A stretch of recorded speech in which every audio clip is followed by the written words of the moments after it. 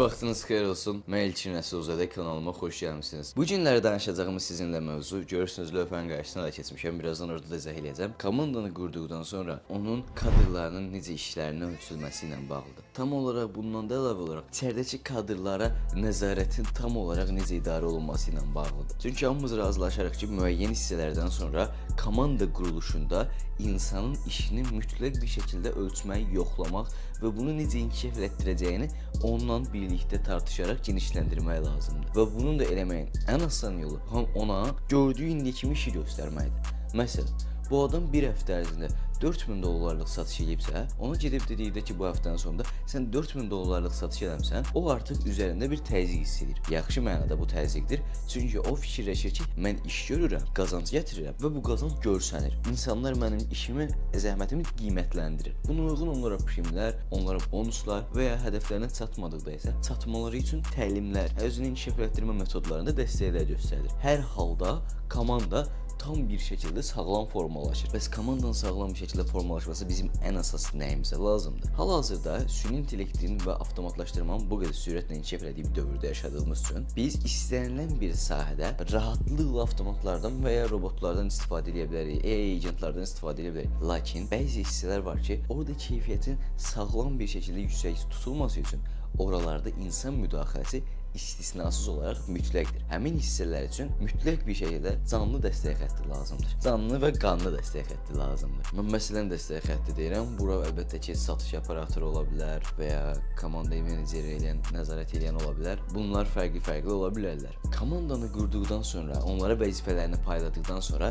onlara sən nə qədər verimli olduğunu bir bal şkalası üzərindən hesablamalısan. Necə eləyəcəyi gəl göstərim. Komandanda səninlə işləyənlər, kadrlar 3 ballıq şkala üzərindən hesablanacaq. Birinci şkala 0.8, ikinci kadrlar 1, üçüncü kadrlar isə 1.2 bala sahib olan kadrlardır. 0.8 bala sahib olan kadrlar kimlərdir? Bunlar 1-in aşağısındadırlar. Gördüyünüz kimi işi sizə tam təhvil vermirlər. Keyfiyyəti aşağı salırlar və verimliliyi düşürdürlər. Eyni zamanda 0.8-i adi bir riyazi hesablamada 1-ə vurduqda cavab 0.8 eləyir.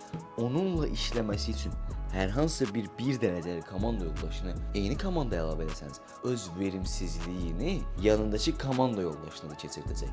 Yəni sizin hal-hazırda birinci bal şkalasına sahib olan, yəni işini tam qaydasında görən birinin onunla komanda, eyni komandaya satsanız, o artıq işini pis görməyə başlayacaq, azaltmağa başlayacaq. Kainatın dili olan riyaziyyatda belə görürsünüz ki, aşağıda olan, yuxarıda olanı aşağı çəkir, yuxarı qaldırmır. Yəni, onda əgər elə olsaydı, 0.8-i 1-ə vurduqda 1 eləyərdi cavab. Bu da məntiqsəl deyil. Ona görə də sizin eləməniz gerəkən 0.8-lər tapıb komandanızdan uzaqlaşdırmaqdır. Bəs 1.2 kadrları kimlərdirlər?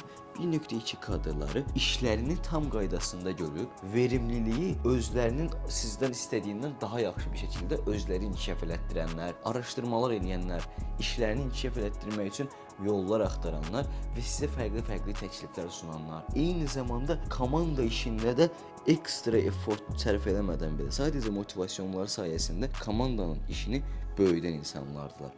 Və buna görə komandanızda maksimum dərəcədə 1.2 kadrlarının çox olmasına çalışın. Bir kadrları isə verdiyiniz işi tam qaydasında bir təhvil verənlər, nə artığı, nə əksiyi olanlar, nə versəniz onu sizə verənlər. Onlarla istənilən bir komanda yoldaşınızı işlətmək rahat olacaq sizin üçün. Bu ən əsas kadrlarınızı müəyyənləşdirərkən diqqət etməniz gerəkən bal şkalasıdır. Deyək ki, biz kadrlarımız arasındakı fərqi də bildikdən sonra nə edəcəyik? Biz onların əlbəttə ki 0.8-ləri birdən işdən çıxartmayacağıq. Biz öncə onları təlimlərlə işini inkişaf etdirməyə çalışacağıq. Yox, gördük ki, bu adam inkişaf eləmək istəmir, bu zaman biz artıq onlarla uzaqlaşacağıq.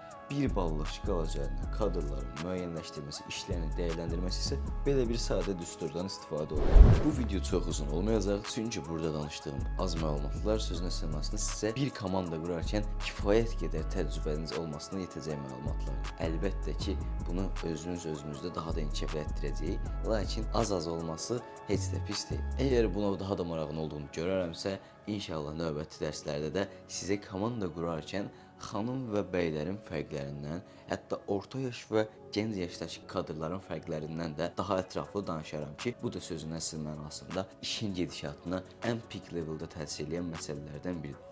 Hər birinizə xoş günlər, bol-bol uğurlar və çoxlu qazanclar arzulayıram. Sağ olun, salamat qalın.